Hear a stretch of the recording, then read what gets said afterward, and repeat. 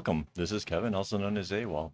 And today I'm doing a long-awaited video. Kind of talked about this to my friends over on Patreon, as well as some hints here and there when people have asked about the subject. And so today is all about me attaching a bracelet to leather. Now, this is the same thing I did with the um, ukulele strap, like it's like a guitar strap. Um, Basically, the same things apply. What I'm starting with here is I'm doing the half hitch.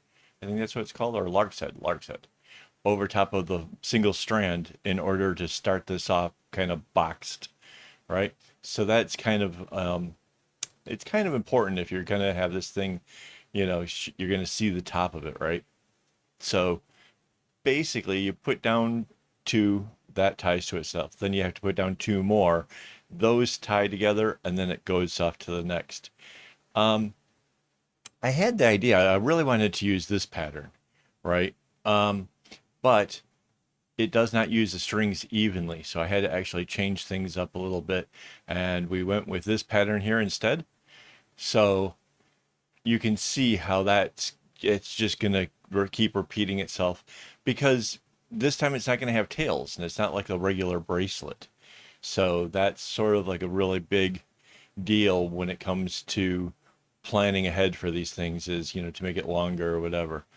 Mind you, I made some mistakes while making this, and I think that's to your advantage because I'll be able to talk about them and talk about how to avoid making those mistakes. Despite all my thoughts and I really thought I was really on this one. I still missed a couple points, so kudos, lucky for you guys, right? Um, the way this one starts, I can only go in about 3 knots, which is sort of difficult for starting, mostly because, yeah, and you'll see this later on, trying to clip it kind of becomes an issue. So a way around that, if you were trying to do this, is to take some scrap string and kind of interlace it in between, like where I just added that string, and use that to clip onto afterwards. So here we go.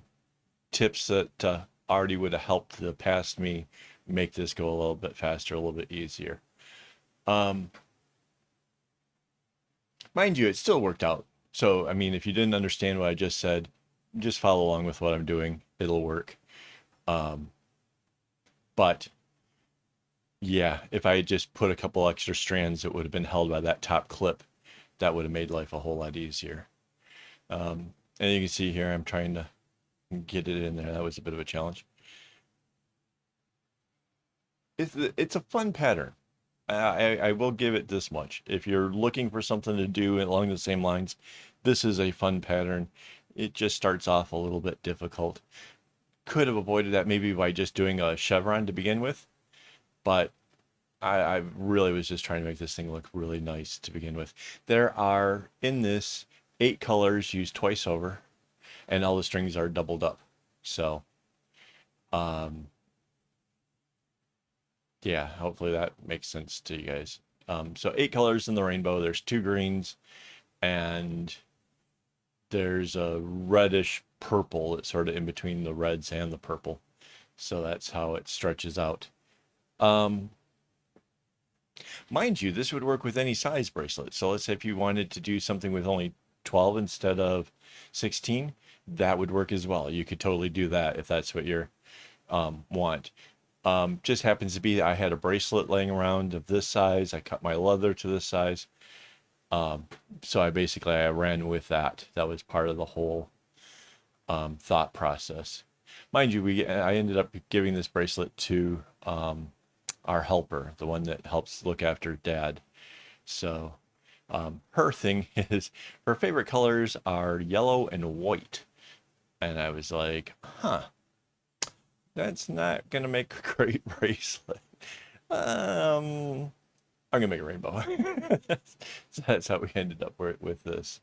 Um, I wish I had the color numbers to share with you. Because I really like the spread on these particular colors, but this came from my scrap box, and unfortunately, I don't have the numbers for it because I would do this again for sure, no doubt about it. Um, I didn't really speed this up too much. I kind of wanted to show you how this gets started and kind of give you an idea of what I was working with. Now, see, I already sensed it was getting a little bit bent.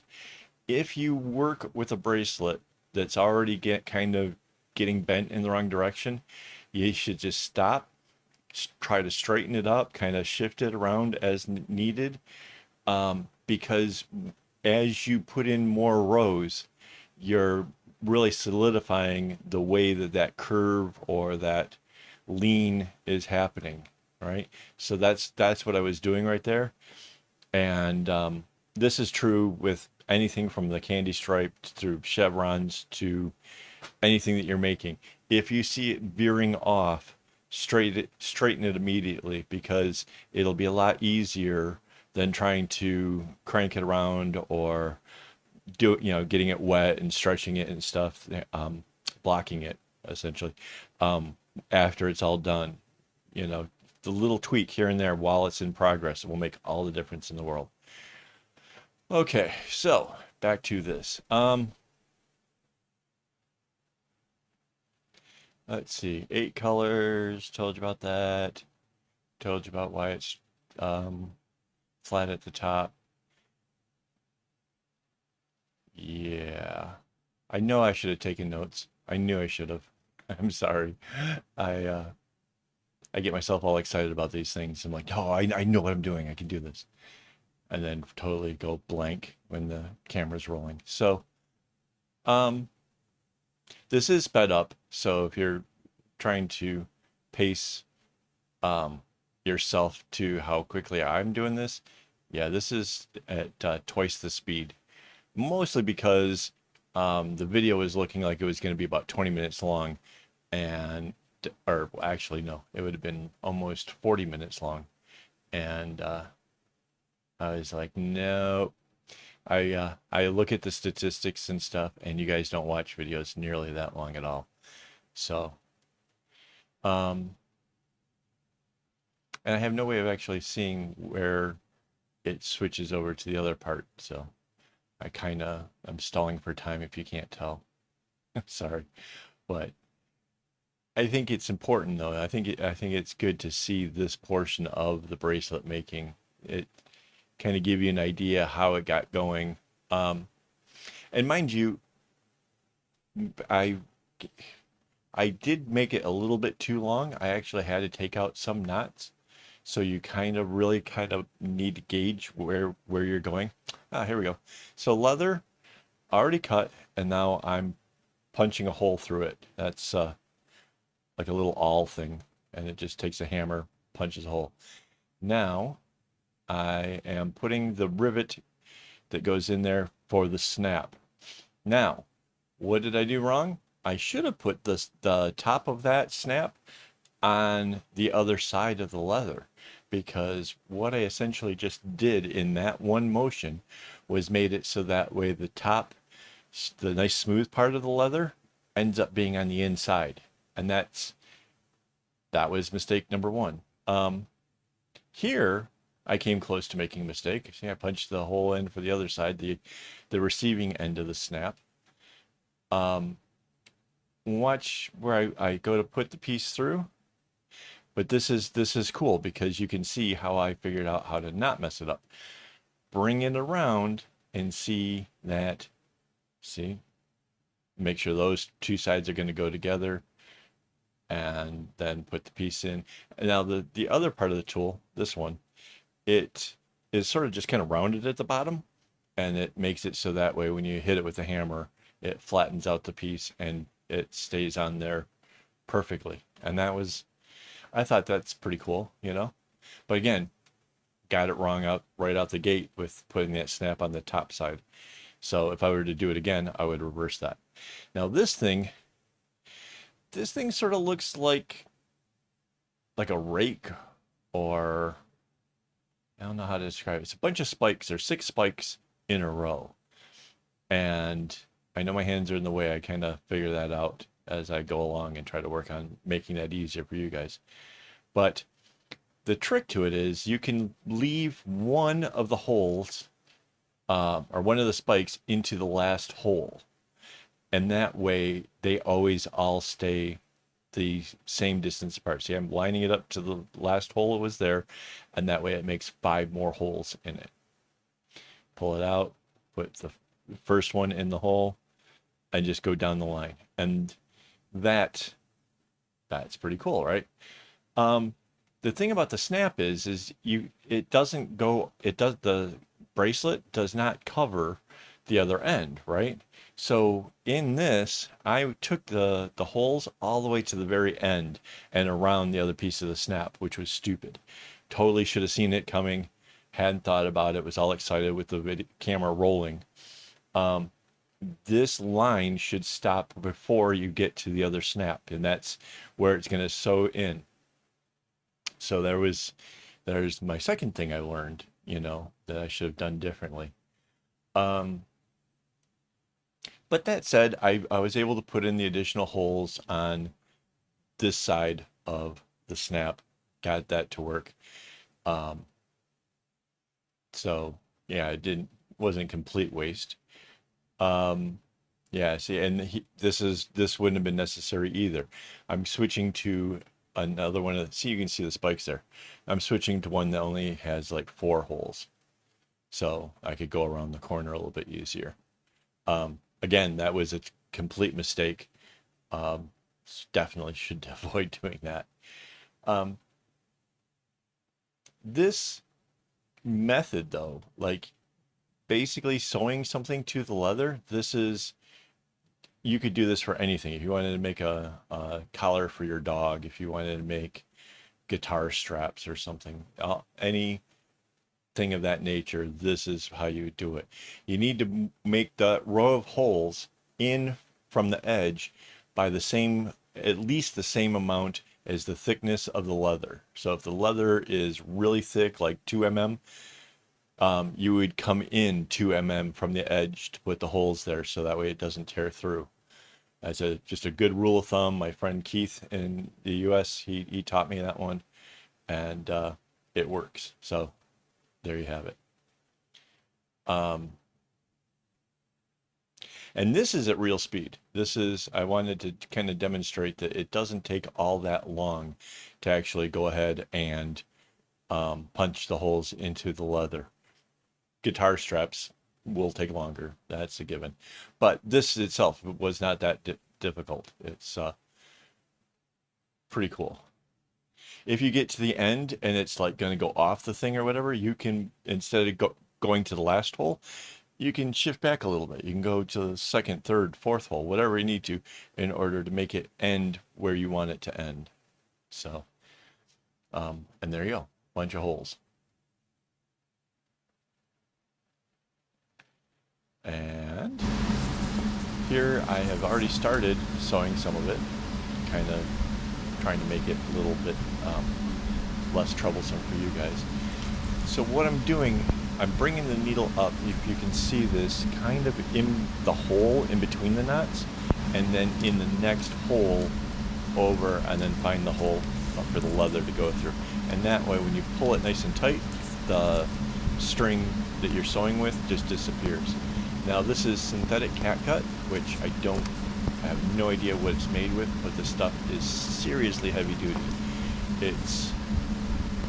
You can pull all you want, and you're not going to break it. So it'll last a good long time. It'll make your projects look nice. I know a lot of leather sewing things, you're supposed to go around twice so that way all the holes get used. But in this case, it's just a bracelet. It's not that, getting used so much. Not a big deal. Now what I did there was I took all of the tails from the bracelet, from the cotton floss, and ran it up in the middle.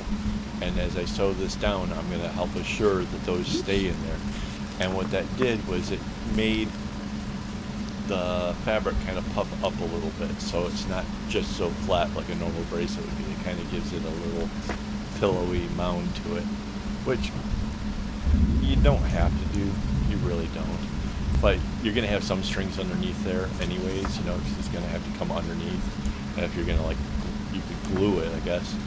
But then as that one little area is a lump. So rather than having just one little bit of lump, why not make the whole thing a lump? And then it looks like you meant to do it, and it ends up looking kind of awesome. So, yeah. Um, and at this point now I have to kind of be a little bit cautious that I don't let the strings kind of get out.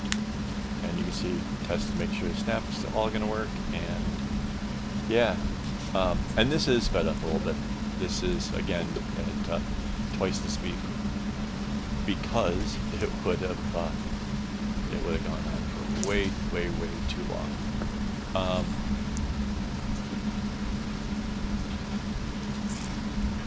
Again, it's really about trying to make sure that when you come up through these little holes, and see, since the hole is punched, you're not using a whole lot of effort with that needle at all. It just slides through there. It's a small, small needle, and it just goes right through. And you can see I don't need a thimble or something to push it in. And that's really the trick to it, right? Is you need that little rake thing.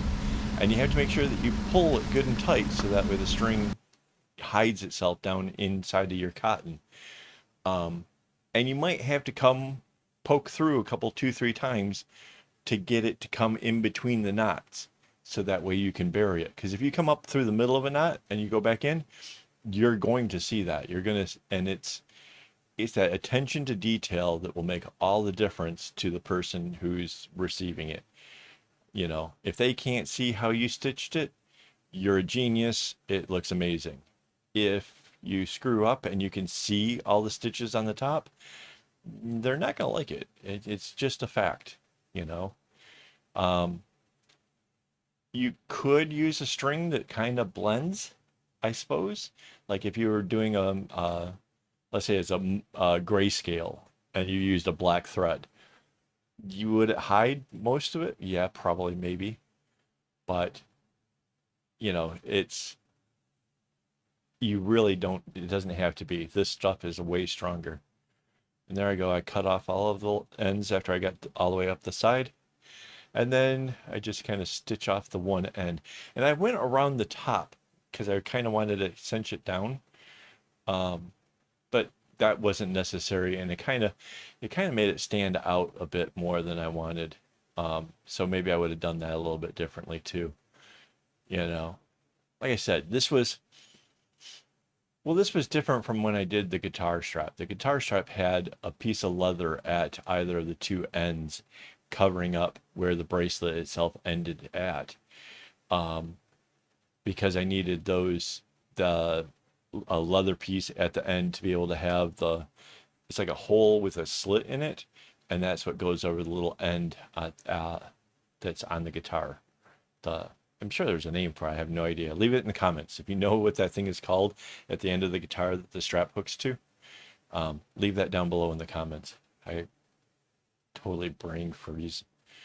But that's why doing this was a little bit like why I didn't anticipate those things. The guitar strap actually, to me, seemed easier, despite the fact that it was well over a meter long, which is like a yard, you know. So that one took a little bit longer to sew, but it was so rewarding. It looked so cool. So there you go. And then you take the string and you feed it through where the stitches are. You can kind of see now this part here, this got a little bit more, you know, takes a little bit more strength to get it to go in. And I pulled them good and tight because I wanted to kind of hide it as best I could. And then to knot it off, you go kind of loop it back through and wrap the string around the needle, and then pull the needle through that, and it'll knot it so that way it won't come undone. Just like that. And then I just cut off the rest, and there we have it.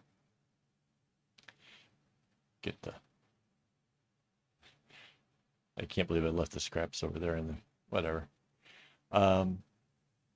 And you can see they snap together, and our helper, she loves it. She's not bothered by the fact that, you know, it should have been the smooth edge, you know, facing as opposed to the suede side. And I think it looks great. You don't really see the stitches, and there you have it. I think the project overall went well, and like I said, there was some lessons to be learned here. So yeah, if you have questions, leave them in the comments below. I'll try to get back to each and every one of you. And yeah, there it is. So um, want to say thank you to all my Patreon supporters. You guys make this happen. I definitely appreciate it. We're gonna have some giveaways going on over there on Patreon, so please come join these great people. And until next time, don't get your strings in a bunch.